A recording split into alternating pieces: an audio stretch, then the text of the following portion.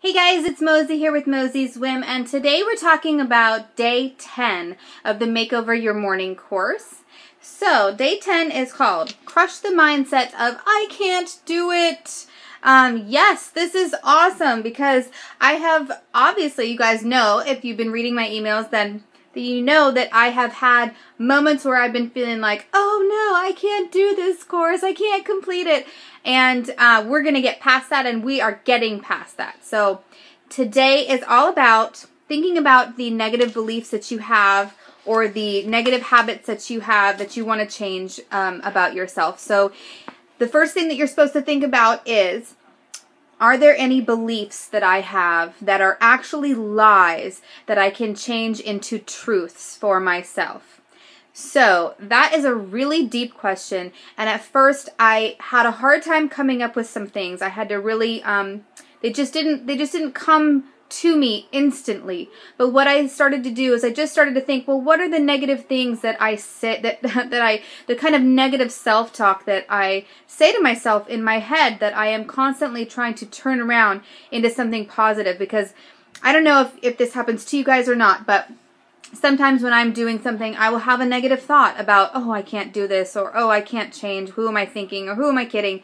And I have to actually stop and think, yes, I can do this, and yes, I can change, and I am doing my best, and I will continue to do my best. And so I just started thinking about, you know, what that negative little voice says in my head, and once I kind of tuned into that, I was able to actually jot down quite a few beliefs that are lies about myself that I would like to change into truths, that it would be important for me to change into truth. So I'm not going to share all of them with you guys today because a lot of them are actually very personal, but I do want to share one that I think kind of relates to going through this course and making over my morning and thinking about my routine and organizing my life and whatnot. And it is the belief that I am a disorganized mess. So who am I kidding? How can I ever get organized? How can I ever have a clean house? How can my morning run smoothly when I'm so disorganized and such a mess? And so that is a negative belief or a lie that I have about myself, because that is absolutely not true. I may not be organized within every single thing that I do, but it doesn't mean that I'm a bad person or that I'm a disorganized mess and I can never ever change those things. It will take time and it will take effort to change those habits, but it doesn't mean that I am not a good person because of it. And I think that is kind of the feeling when I hear that voice going off in my head about, you know, how could I ever become an organized person and have things run smoothly, is that I'm not actually a good enough person to deserve that kind of thing or whatnot. And so that's a belief that I am going to be actively working on. Have some positive self-talk, some tools in my tool belt of things that I can say to myself to pick me up and remind me that the universe has wonderful things planned for me, and that the universe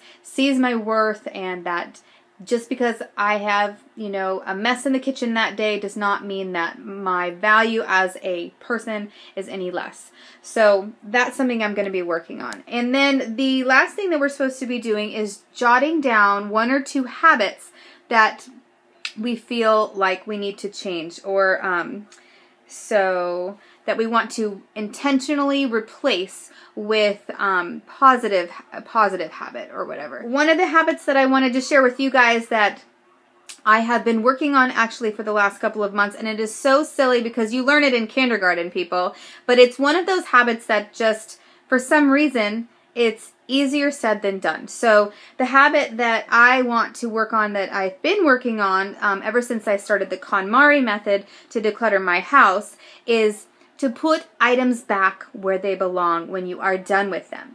And what Marie Kondo says from the Life-Changing Magic of Tidying Up, the book that she wrote, is that to put something back, you need to make it easier to put it back than it was to get it out.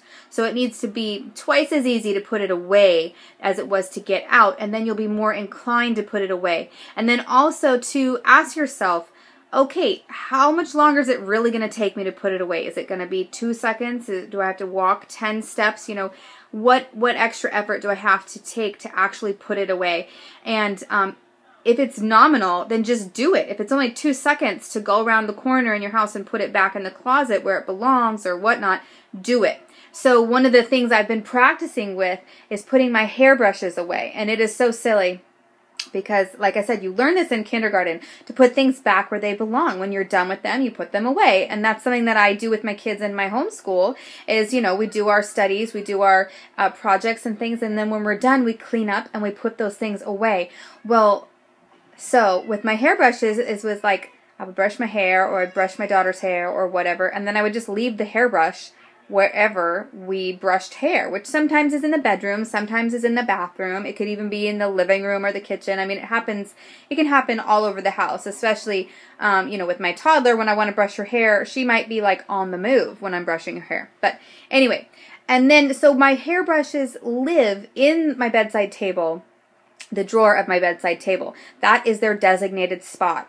And so it's just so funny. I would just leave it wherever we were instead of taking the literally like 3 to 5 seconds to walk back to the bedroom and put it away. So that has been one habit that I've been working on, and I've been adamantly trying to put my hairbrushes and combs, because they also live in that drawer, away when I am done using them, rather than just leaving them wherever they were. Especially because then not only did I leave it somewhere, which created clutter, but most of the time it would get moved again by someone else, like the toddler or my 5-year-old or whatever, and then I wouldn't know where it was. Then I would be looking all over the house for my hairbrush or my comb, and I couldn't find it when I needed it. It was very, very annoying. So it has been very nice to actually be able to find the hairbrushes when we need them. It is so silly. But so that is a habit that I am trying to make just effortless, and something that I don't even have to think about. So something else that Marie Kondo talks about in her book, which is really important, is actually creating a place for everything to go, so that when you have to put something back, it actually has a home. So this concept of, you know, everything in its place, everything has a place to go, and everything in its place, was something that I thought, like, when you moved into a house or an apartment or whatever, it would automatically like have these places where things were supposed to go. Well, that's not the way that it works. You actually have to decide where things go. And this concept, for some reason, just did not come naturally to me, that you actually have to decide where things go, and then you can put them away once you've given them a home. And that's what Marie Kondo talks about in her book, is that you actually have to give things homes, and then you can actually put them away. So, you know, people might store their hairbrushes on top of their dresser, or maybe some people store them in a drawer in the bathroom. You know, I have to decide where my hairbrush lives, and then I can put it away. If I want to have it in a nice, you know, jewelry tray or something like that on the top of my dresser, and that's where I put my hairbrush, it doesn't matter. So that's something that I've been working on, is actually making homes for things that presently don't have a home, that I haven't figured out where they live. And that way we can then clean them up and put them away. So it's really simple, and it sounds really, really simple, but sometimes it's just easier said than done, as the saying goes. So thanks so much for hanging out with me today, guys. We will be talking tomorrow, and I'll talk to you soon. Bye.